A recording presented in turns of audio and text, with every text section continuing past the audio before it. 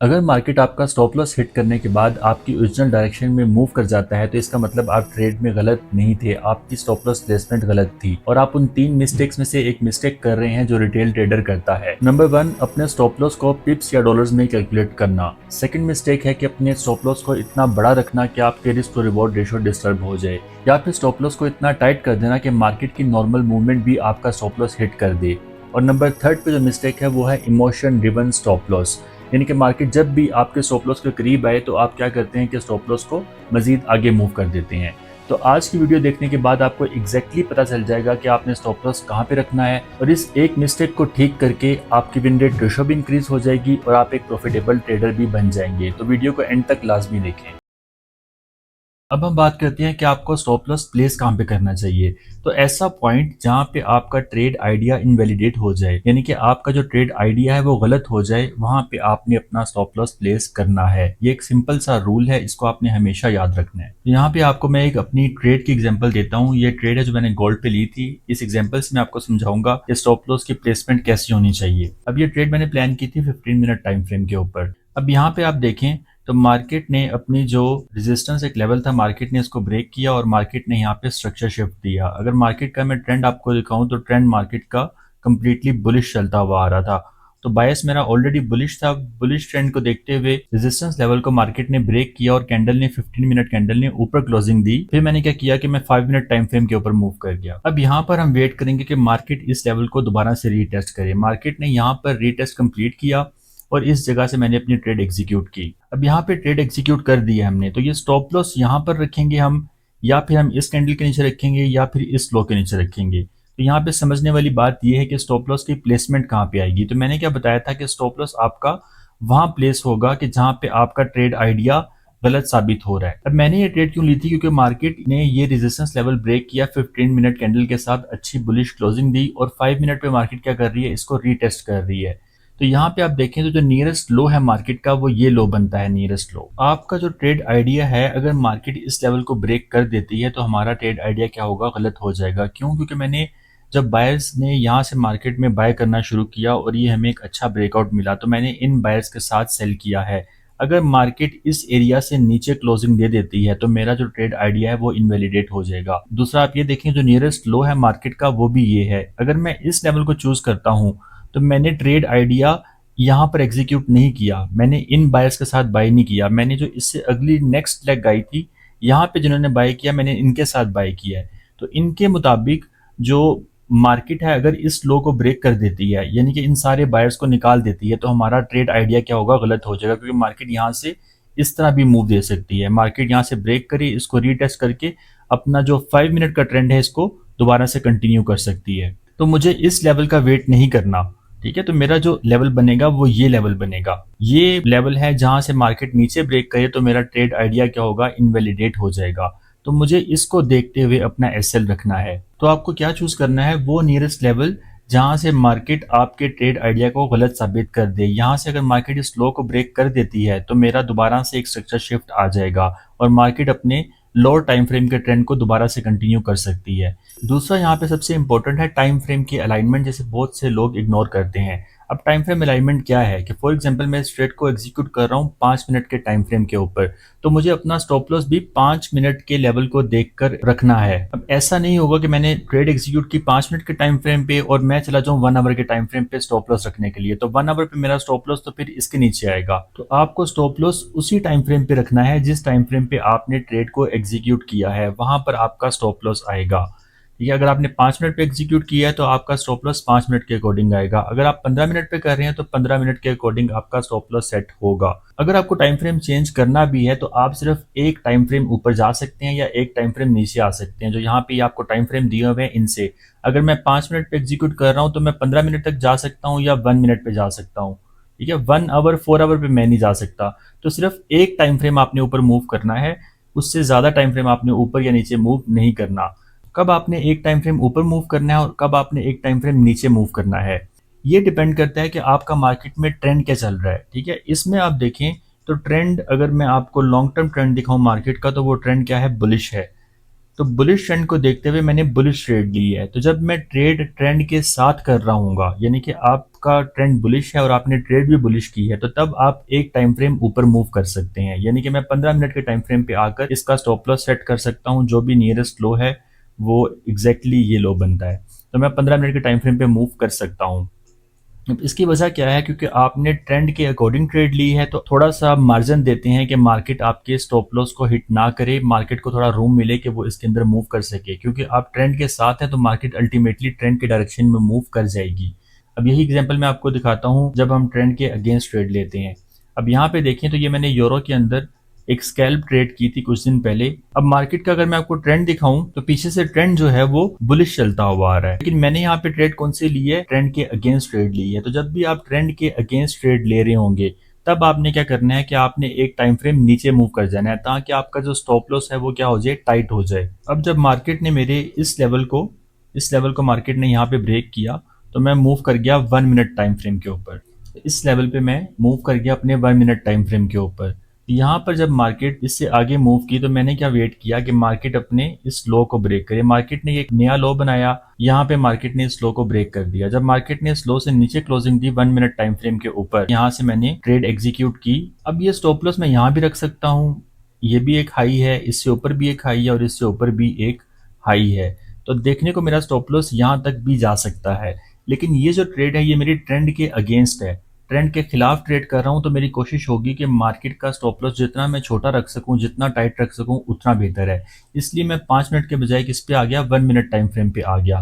तो 1 minute time frame पे जो भी नियरेस्ट लो है मैं इसके ऊपर अपना स्टॉप लॉस रख दूंगा, क्योंकि मार्केट का ट्रेंड जो है वो बुलिश है। मार्केट किसी भी टाइम मेरे स्टॉप लॉस को हिट कर सकती है और मेरे स्टॉप लॉस को हिट करते हुए बुलिश डायरेक्शन में जा सकती है। तो मैंने इसलिए इस स्टॉप लॉस को इतना टाइट कर दिया कि मुझे इसके अंदर कम से कम लॉस हो, क्योंकि मैं ट्रेंड के खिलाफ ट्रेड कर रहा हूँ। ये मैंने स्टॉप लॉस प्लेसमेंट की और मैंने टारगेट कौन सा लिया, जो हमारा नियरेस्ट बाइंग जोन बन रहा था या फिर नियरेस्ट जो हमारा डिमांड जोन था, यहाँ तक मैंने ट्रेड का टारगेट लिया। और उसके बाद आप देखें कि ट्रेड बड़ी ब्यूटीफुली हिट भी हुई।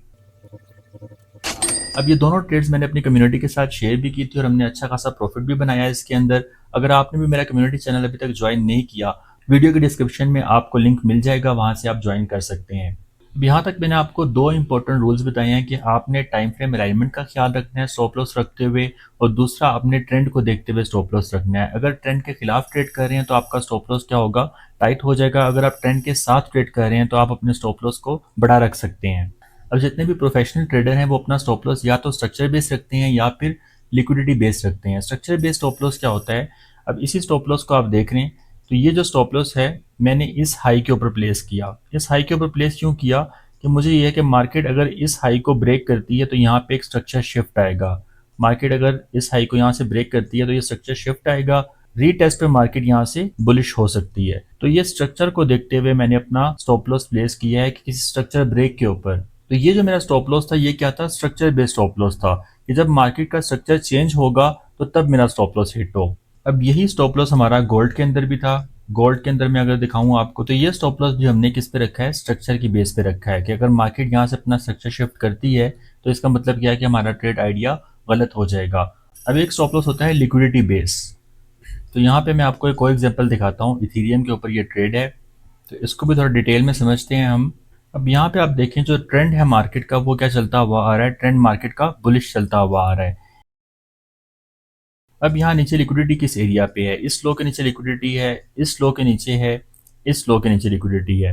तो मार्केट इस लिक्विडिटी को ग्रैब करने भी आ सकती है और अपने दोबारा से बुलिश ट्रेंड को कंटिन्यू कर सकती है। तो इसी माइंडसेट को देखते हुए ये ट्रेड एग्जीक्यूट की गई। अब इसके बाद देखें यहाँ पर लिक्विडिटी को स्वीप किया मार्केट ने, इस लेवल की लिक्विडिटी भी स्वीप की, इस लेवल की लिक्विडिटी भी स्वीप की। स्वीप करने के बाद मार्केट में एक अच्छी बुलिश कैंडल बनी, तो मैंने यहाँ पर भी एंटर नहीं किया। यहाँ पे भी आप एंटर कर सकते हैं कि आप एग्जैक्टली यहीं से ट्रेड एंटर कर दें और इस स्वीप के नीचे आपका क्या आ जाएगा, स्टॉप लॉस आ जाएगा। तो ये जो स्टॉप लॉस होगा ये होगा लिक्विडिटी बेस्ड स्टॉप लॉस, यानी कि मार्केट ने कोई लिक्विडिटी स्वीप की है, उसकी स्वीप होने के बाद आपने एंट्री की है।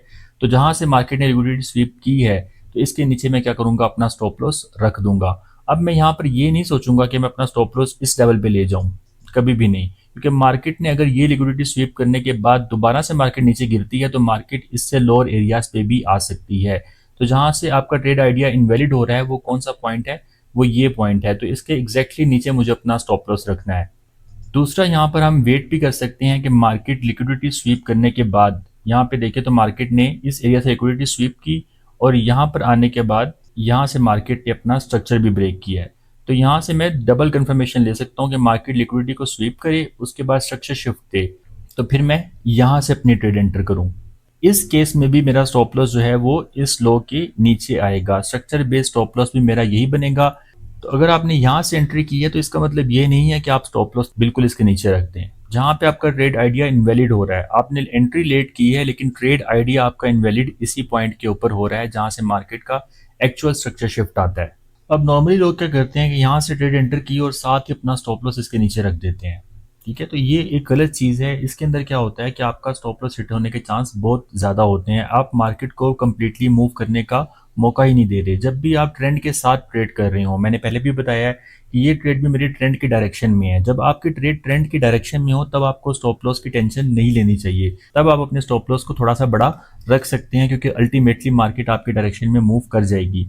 तो जब मार्केट ट्रेंड के खिलाफ आप ट्रेड कर रहे होंगे तब आपकी कोशिश हो कि मैं स्टॉप लॉस बिल्कुल छोटा, जितना छोटा स्टॉप लॉस रख सकूं उतना ही बेहतर है, क्योंकि आप ट्रेंड के खिलाफ ट्रेड कर रहे हैं। तो इसके बाद देखते हैं कि हमारी ट्रेड कैसी चली।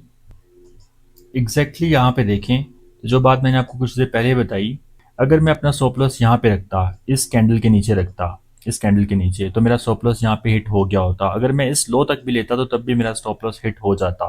तो मुझे स्टॉप लॉस कहाँ रखना है, वो लॉजिकल लेवल कि जो मेरे ट्रेड आइडिया को इनवैलिड कर दे।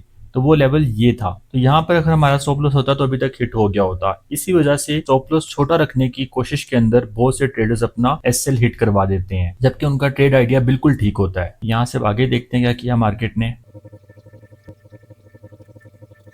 तो ये देखिए मार्केट अच्छी खासी हमारी डायरेक्शन में जा चुकी है। ऑलमोस्ट हमारा टीपी यहाँ पर भी हो तो हमारा टीपी हिट हो चुका है। इसके बाद भी मार्केट बुलिश ही गई थी। यहाँ पे समझने की बात यह है कि देखें, जो चीज़ मैंने आपको बताई थी कि स्टॉप लॉस अगर आप टाइट रखेंगे तो जिसने भी यहाँ स्टॉप लॉस रखा, यहाँ रखा या फिर यहाँ पे रखा, ये सारे लोग आउट हो चुके हैं। ये वो लोग हैं जो अपना स्टॉप लॉस बहुत टाइट रखना चाहते हैं।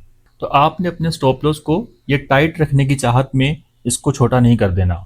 स्टॉप लॉस को एग्जैक्टली वहाँ पे प्लेस करिए जहाँ पे आपका ट्रेड आइडिया फेल होता है, जहाँ पे एग्जैक्टली मार्केट अगर रिवर्स करे तो फिर आपका ट्रेड आइडिया गलत हो। मार्केट की जो नॉर्मल मूवमेंट नजर आ रही है ना आपको, ये देखिए, ये मार्केट की नॉर्मल मूवमेंट है। मार्केट ने यहाँ पे स्टॉप लॉस हंट करने हैं, तो इस नॉर्मल मूवमेंट से आप बच सकें। तो ये तभी वो पॉसिबल है कि जब आप अच्छी जगह पे अपना स्टॉप लॉस प्लेस करेंगे। अब मैंने आपको वीडियो के शुरू में एक मिस्टेक बताई थी कि बहुत से लोग अपना जो स्टॉप लॉस है वो कैलकुलेट करते हैं पिप्स की फॉर्म में या फिर डॉलर्स की फॉर्म के अंदर, कि मेरा 10 पिप्स का स्टॉप लॉस है, मेरा $10 का स्टॉप लॉस है। तो ये लोग कभी भी प्रॉफिटेबल नहीं हो सकते। ये बहुत गलत तरीका है स्टॉप लॉस को कैलकुलेट करने का। अब एक एग्जांपल से आपको मैं समझाता हूँ। अब एक ये ट्रेड थी, फॉर एग्जांपल कि आपने यहाँ से भी ट्रेड एग्जीक्यूट की होती। कुछ लोग थे उन्होंने यहाँ से ट्रेड एग्जीक्यूट कर दी और कुछ लोगों ने इस लेवल से ट्रेड एग्जीक्यूट की। दोनों का जो लॉजिकल स्टॉप लॉस बनता है वो ये लेवल बनता है, दोनों का लॉजिकल स्टॉप लॉस। लेकिन इस ट्रेड के अंदर आप देखें तो स्टॉप लॉस बड़ा है, इस ट्रेड के अंदर स्टॉप लॉस क्या है, छोटा है। तो फर्क ये है कि ये वाला बंदा पहले एंटर हुआ है, ये बंदा थोड़ा लेट एंटर हुआ है। अब फॉर एग्जांपल आपने ये ट्रेड एग्जीक्यूट की है 1 लॉट के साथ और आपका जो एसएल है वो आ रहा है $50, और ये ट्रेड भी आपने 1 लॉट के साथ की है और इसका एसएल आ रहा है $100। क्यों? क्योंकि इसका जो एसएल है वो इसके एसएल से डबल है। तो बहुत से लोग क्या करते हैं कि उनका अगर माइंडसेट है $50 का एसएल लेने का, तो वो अपने स्टॉप लॉस को छोटा कर देंगे। ये सबसे बड़ी गलती है। अगर आपने डॉलर्स को या पिप्स को देखते हुए अपने एसएल को छोटा किया तो आप कभी भी सक्सेसफुल ट्रेडर नहीं बन पाएंगे। तो आपने स्टॉप लॉस को छोटा नहीं करना, आपने क्या करना है, आपने अपना जो लॉट साइज है उसको डिक्रीज कर लेना है। अब यही ट्रेड अगर मैं यहाँ से एग्जीक्यूट कर रहा हूँ तो मैं 0.5 लॉट इस्तेमाल करूंगा ताकि जो मेरा एसएल है वो कितना है, $50। तो आपने अपने एसएल को छोटा या बड़ा नहीं करना। जब ऐसी सिचुएशन आए तो आपको अपनी पोजीशन साइजिंग को छोटा या बड़ा करना होता है। अब पोजीशन साइजिंग क्या है वो एक बिल्कुल डिफरेंट और एक कंप्लीट टॉपिक है। अगर आप चाहते हैं कि मैं इसके ऊपर भी वीडियो बनाऊं तो वीडियो के नीचे कमेंट में लाजमी बताएं। तो आज की वीडियो को हम यहीं पे खत्म करते हैं। अगर आपको वीडियो ये पसंद आई हो तो चैनल को सब्सक्राइब करें, वीडियो को लाइक करें। आपसे मुलाकात होगी अगली वीडियो में।